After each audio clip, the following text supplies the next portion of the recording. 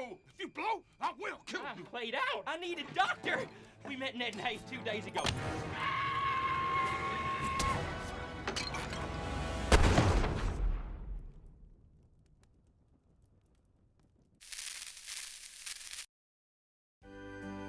Interesting facts about famous people. 11 highest rated westerns since 2000. Even we, of the older generation, should watch the new generation of westerns, even if we are not fans of the new approach to the genre. As I often mention, we need to introduce the new younger generation to westerns. By seeing these movies, my hope is there will be more curiosity to look at where they come from, and this generation will find the children of these movies and learn to love them for their values and message. Needed now more than ever before. This is a mix of TV series and remakes of some great movies of the past, and some new original movies. If you enjoy this video, hit the notification button to get my new videos. If you want to check out my many other videos, head over to my channel. The link is in the description. Head 'em up, let's get into it. Open Range, 2003.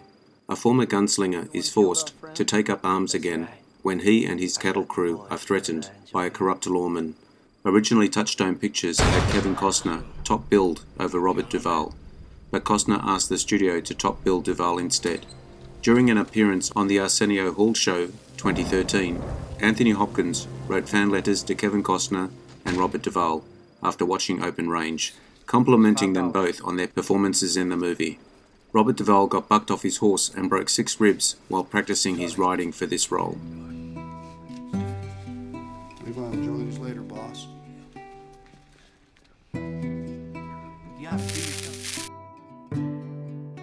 The Assassination of Jesse James by the coward Robert Ford, 2007. Robert Ford, who idolized Jesse James since childhood, tries hard to join the reforming gang of the Missouri Outlaw, but gradually becomes resentful of the bandit leader.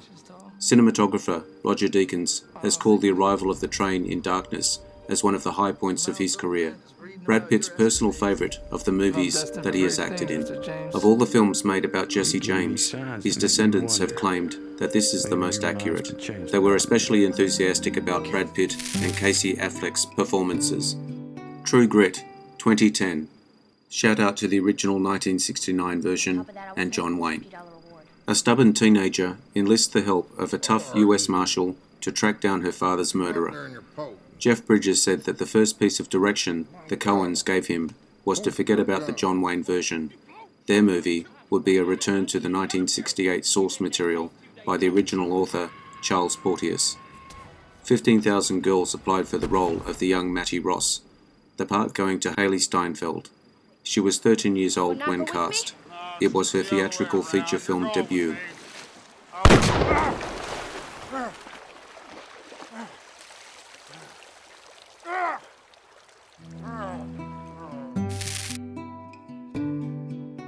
.310 to Yuma, 2007.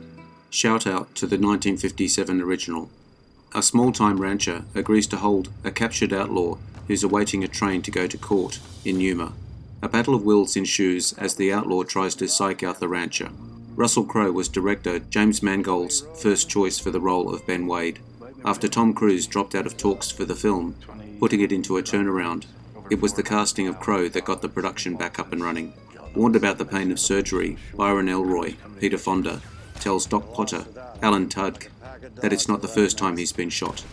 In real life, Peter Fonda accidentally shot himself in the stomach when he was 10.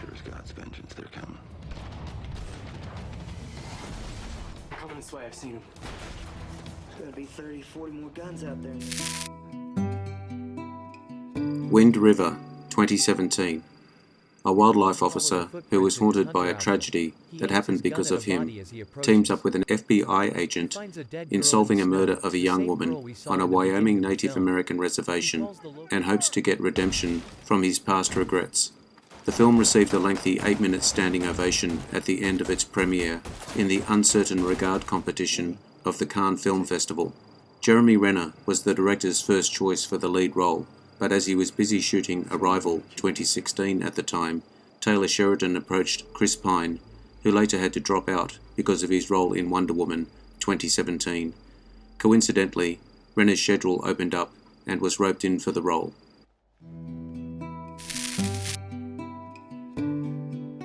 The Hateful Eight, 2015.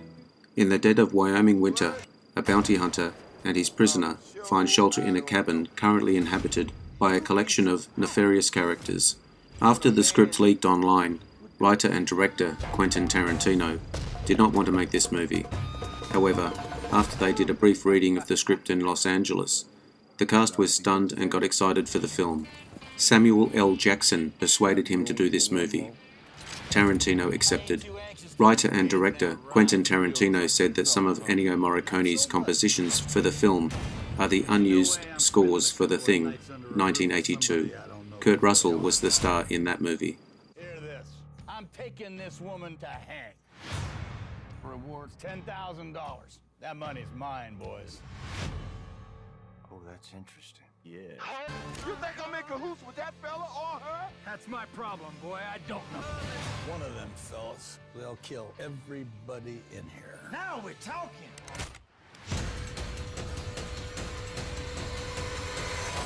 Let's slow it down. Let's slow it way down. The Revenant, 2015.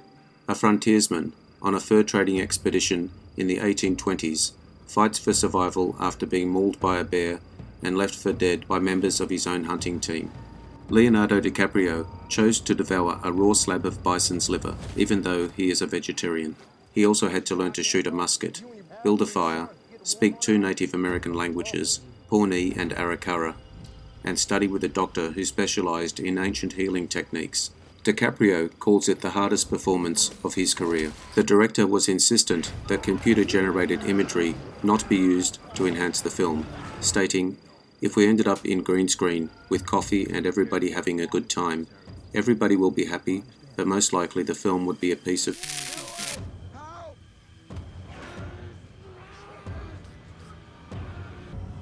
What happened?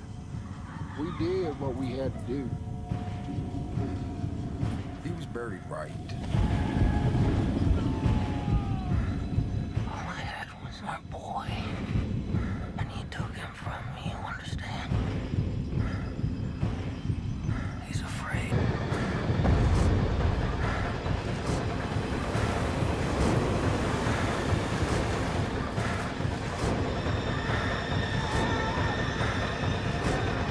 I ain't afraid to die anymore. I've done it already.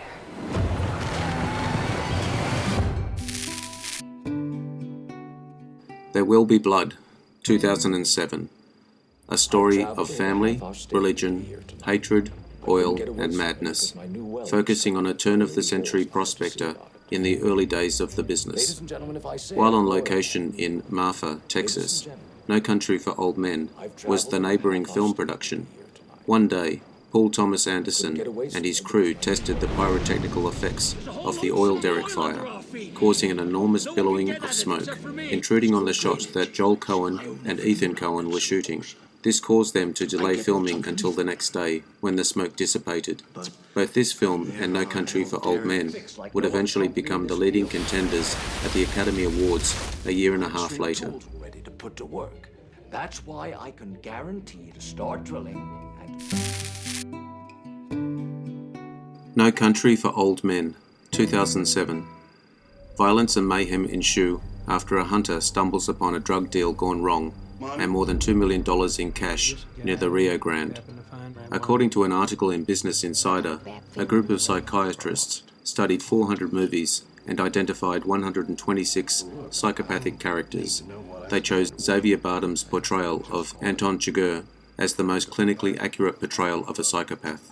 When directors Joel Coen and Ethan Coen approached Xavier Bardem about playing Chigurh, he said, "I don't drive, I speak bad English, and I hate violence."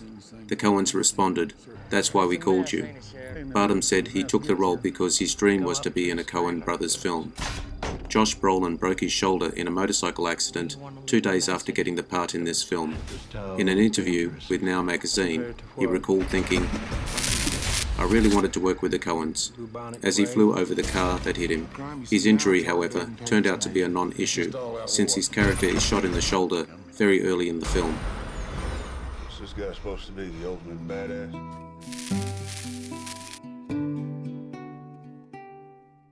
Django Unchained, 2012. With the help of German bounty hunter, a freed slave sets out to rescue his wife from a brutal plantation owner in Mississippi. According to a critic, the alliance between Django, Jamie Foxx, and Dr. King Schultz, Christopher Waltz, is not as absurd as audiences might believe, because in the 1840s, many German revolutionaries and progressives left Europe for the US, where they often became active in the anti-slavery movement. Leonardo DiCaprio, whose role marked the first time he played a villain since The Man in the Iron Mask, 1998, was uncomfortable with how horrible and explicitly racist his character was. However, Quentin Tarantino convinced him to be as menacing as possible, saying that if he didn't take it all the way, people would hold it against him forever. Django. The D is silent.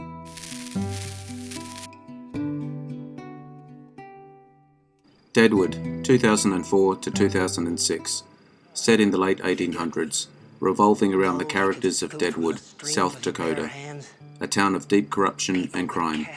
Most of the characters, Seth Bullock, Al Swearinger, Sol Star, Reverend Smith, the Metz family, etc., in addition to the more famous Wild Bill Hickok, Calamity Jane, and Jack McCall, have real-life counterparts. Wild Bill Hickok was portrayed as an older man in the series, when in fact he was only 39 years old when he died. The word F-U-C-K and its derivatives are used 2,980 times throughout the series. The show's cancellation was a shock to the cast. During the third season, Timothy Oliphant and Ian McShane successfully renegotiated their contracts for higher pay, and HBO retroactively paid them the increased rate for the 9 episodes of the season already shot. The show was cancelled a few weeks later.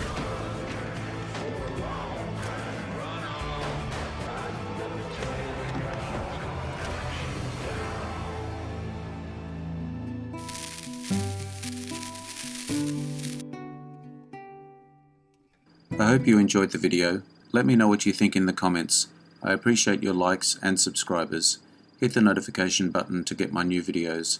Take a look at my channel and check out my Facebook page. The links are in the description. I am Wrangler. Bye for now. See you again soon.